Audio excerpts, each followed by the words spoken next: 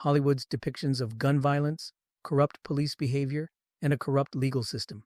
Movies and TV shows have had a strong influence on the MAGA segment of the U.S. population. Let's look at the following points.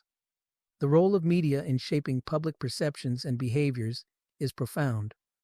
While entertainment is often regarded as a reflection of society, it also plays a significant role in reinforcing narratives and shaping ideologies. In the United States, the MAGA movement, characterized by extreme nationalism, distrust in institutions, and militant attitudes, has been influenced by depictions of gun violence, corrupt police, and a corrupt legal system in movies and television. The print and broadcast media, in turn, have played an enabling role by normalizing these portrayals, failing to provide critical context, and at times amplifying extremist narratives. This critique examines how media portrayals contribute to this phenomenon and evaluates their broader sociopolitical impact. Normalization of gun violence and vigilantism. Gun violence has long been a staple of American film and television, often presented in a manner that glorifies armed resistance and vigilantism. Characters such as John Rambo, Dirty Harry, and Jack Bauer operate outside legal frameworks, portraying justice as something to be achieved through individual force rather than institutional means. This consistent messaging has reinforced the belief that guns are necessary tools for personal and national defense. Studies indicate that repeated exposure to violent media content desensitizes viewers and increases aggressive behavior. A meta-analysis published by the American Academy of Pediatrics found that screen violence contributes to real-world aggression, a phenomenon evident in the rise of armed confrontations at political events and militia formations among extremist groups. Media depictions of corrupt police and the erosion of institutional trust. While investigative journalism has historically played a role in exposing police misconduct, entertainment media frequently depicts law enforcement as either irredeemably corrupt or as rogue heroes who must bend the rules to serve justice. Shows like The Shield and Training Day glorify police officers who operate outside the law, reinforcing the idea that corruption is an inherent part of the system.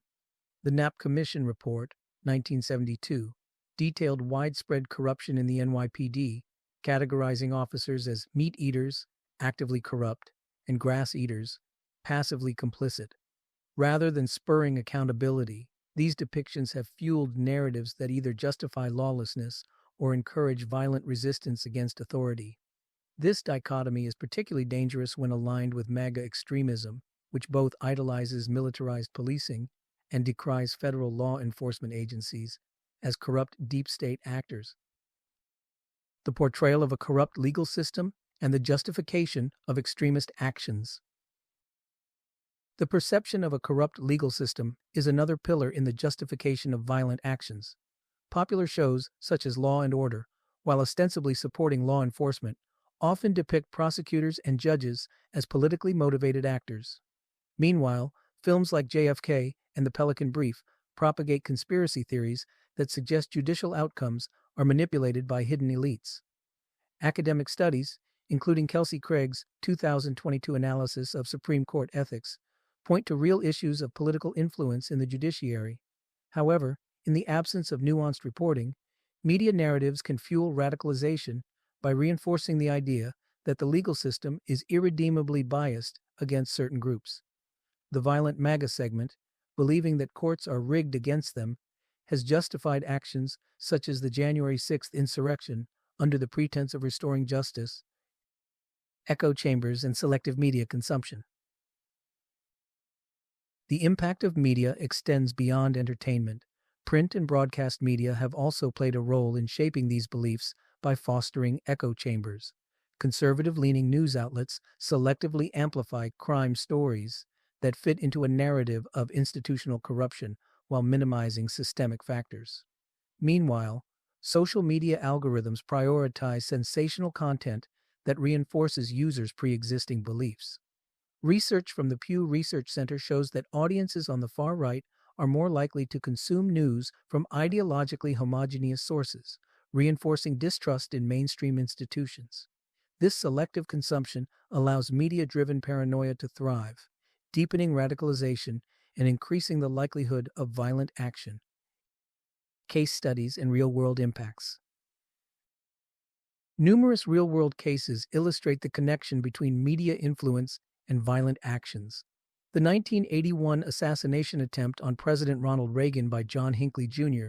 was inspired by Taxi Driver, a film that depicted a lone gunman taking matters into his own hands. More recently, the Pizzagate shooting at a Washington, D.C. pizzeria was fueled by online conspiracy theories amplified by fringe media. Operation Greylord, a major investigation into judicial corruption in the 1980s, uncovered systemic bribery among judges in Cook County. Yet instead of inspiring reform, similar narratives have been co-opted by extremist movements to justify attacks on government institutions. The media's role in reinforcing cultural hero archetypes. One of the most significant contributions of print and broadcast media to the radicalization of the MAGA segment is its reinforcement of cultural hero archetypes. Figures such as the lone gunslinger, the rogue cop, and the anti-establishment crusader are deeply embedded in American storytelling. Political figures have capitalized on these archetypes to craft their own images, mirroring media heroes in both rhetoric and action. Donald Trump's appeal to his base has often relied on presenting himself as a warrior against corrupt elites, a narrative reinforced by media portrayals of similar figures in entertainment. Academic studies, such as Stevenson's research on judicial corruption, confirm that perceived bias in legal institutions strengthens populist movements, which in turn weaponize these narratives for political gain. Conclusion: the responsibility of media. The intersection of entertainment, news, and politics has created a volatile media landscape where depictions of violence and corruption are not only consumed as entertainment, but also serve as justification for real-world extremism. The failure of print and broadcast media to critically engage with these narratives has contributed to an environment where distrust in institutions, glorification of violence, and the justification of militant action thrive. Addressing this issue requires a multifaceted approach.